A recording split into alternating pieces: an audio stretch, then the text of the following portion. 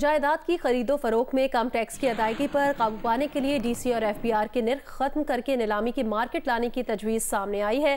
جنگ اور دی نیوز میں شائع ہونے والی مہتاب حیدر کی رپورٹ کے مطابق پلاننگ کمیشن کے تھنک ٹینک پاکستان انسٹی ٹیوٹ آف ڈیولپمنٹ اکنامکس نے تجویز دی ہے۔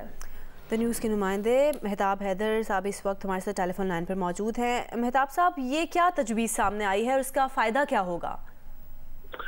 جی دیکھیں، بنیادی طور پر اس ٹائم 3 قسم کے ریٹس ہیں جو پراپرٹی کی ویلیویشن کے لیے استعمال ہوتے ہیں۔ ایک تو جو ریسپیکٹیو ڈپٹی کمشنرز ہیں، ڈی سی ریٹ ہے جو پروونشل گورنمنٹ اپنے ٹیکسز کے لیے استعمال کرتی ہے۔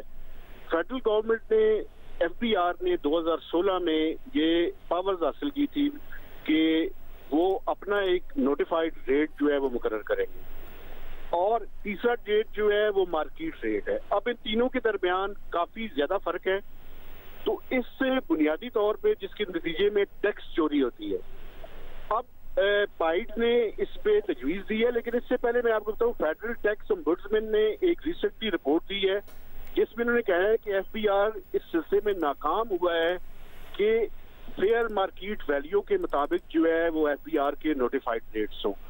تو اس کانٹیکسٹ میں دیکھیں جو بائیڈ کی تجویز ہے وہ یہ ہے کہ ڈی سی ریٹ بھی ختم کر دیا جائے اور جو ایف بی آر کا ریٹ ہے اس کو بھی ختم کر دیا جائے۔ ایک ویب پورٹل بنائی جائے جس پہ جو بھی ڈکلیئر کرے وہ ساری انفارمیشن اس کے اوپر موجود ہو، اور اگر کوئی کم پرائس پہ کرے گا تو یہ اختیار ہو انڈیویجول کو بھی، گورنمنٹ کو بھی، کہ وہ 10% زیادہ پرائس دے کر اس پراپرٹی کو خرید لے۔